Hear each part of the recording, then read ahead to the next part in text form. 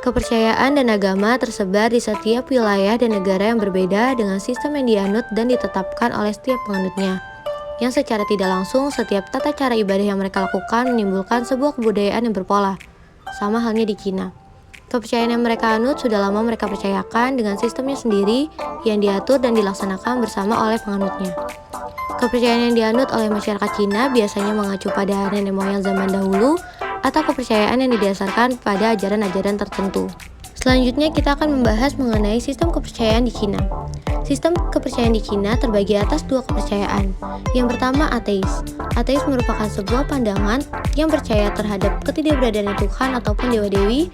Mereka yang menganut kepercayaan ini tidak menganggap keberadaan Tuhan ataupun pemilik kehidupan dan alam di bumi. Analisis demografi menyatakan bahwa sekitar 73,56% populasi Tiongkok menganut kepercayaan ini. Bahkan para pejabat pemerintahan pun merupakan penganut ateis dan tidak mengizinkan orang yang beragama untuk menjadi bagian dalam pemerintahannya. Lalu yang kedua adalah politisme, yang dimana kepercayaan ini percaya lebih dari satu Tuhan dan hanya menyembah dewa-dewi. Selain itu, mereka juga menyembah para roh leluhur dan elemen alam seperti hujan, air, angin, tanah, dan lain-lain. Lalu ada Taoisme. Taoisme dipercaya menjadi ajaran agama pertama bagi masyarakat Cina yang memuat ajaran bahwa manusia harus mengikuti gerak hukum alam dengan menilik kesederhanaan hukum alam.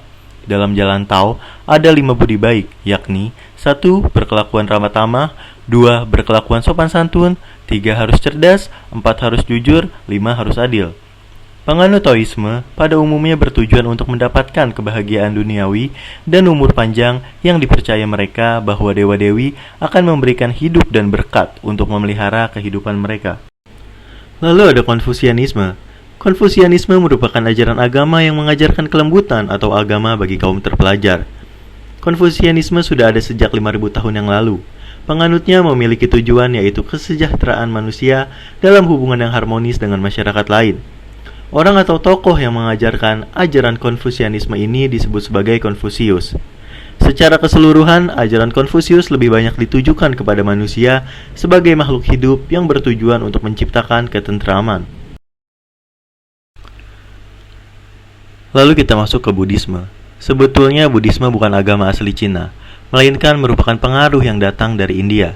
Ajaran Buddha masuk ke Cina pada saat pemerintahan Kaisar Mingti, yang mulanya Kaisar Mingti mengundang 2 orang biksu ke Cina, dan sejak saat itu ajaran Buddha masuk dan tersebar di Cina. Buddha telah masuk ke dalam masyarakat Cina dan mengalami perkembangan. Penganut Buddha aktif dalam bidang sosial kemanusiaan, kesehatan, pendidikan, budaya humanis, pelestarian lingkungan, relawan untuk menciptakan cinta kasih kepada sesama, dan menyejahterakan. Selanjutnya adalah agama Kristen. Penyebaran agama Kristen di Tiongkok mengalami jatuh bangun. Total sebanyak 3 kali pengajaran Kristen disebarkan dan akhirnya dianut sebagai salah satu agama di Tiongkok. Tidak sedikit para penyebar agama yang dihukum, dihina, disiksa, bahkan dibantai oleh pemerintahan seiring bergantinya dinasti. Hingga saat ini, menurut populasi tahun 2020, penganut agama Kristen di Cina terdiri dari 7,4% populasi penduduk. Mereka percaya akan kehadiran juru selamat yaitu Yesus Kristus yang mati di kayu salib dan berjuang untuk hidup menjadi pewarta kerajaan Allah atau kebenaran Yesus untuk menjangkau jiwa atau untuk menjangkau orang untuk percaya kepada Yesus. Tata cara ibadah yang dilakukan oleh orang Kristen di Tiongkok tidak jauh berbeda seperti yang dilakukan di Indonesia, yakni dengan beribadah dan mendengarkan firman Tuhan dari pendeta di hari Minggu dan melakukan firman Tuhan dalam kehidupan sehari-harinya.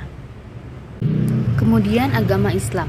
Pertama kali agama Islam tersebar di Tiongkok ialah karena adanya proposal dari Sa'ad bin Abi Waqqas yang diajukan ke Kaisar Kaocong untuk menyebarkan agama Islam di Cina.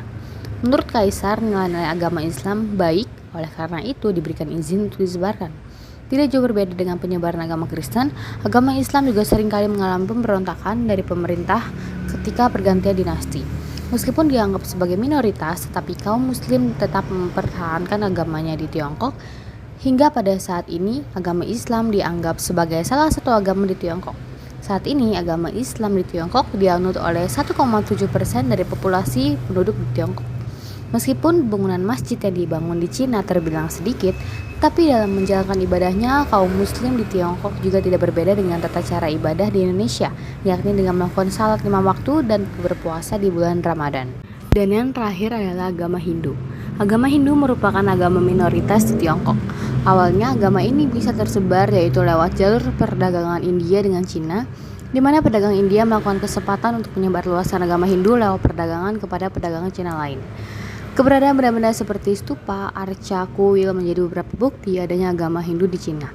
Meskipun sejarah awal agama Hindu masuk dan tersebar di Tiongkok tidak spesifik, namun agama ini masih dipertahankan dan dianut oleh bagian kecil masyarakat, sekitar 0-1% dari populasi penduduk. Tata cara ibadahnya dengan melakukan pemujaan kepada sakti yang sering disebut Parvati di pura.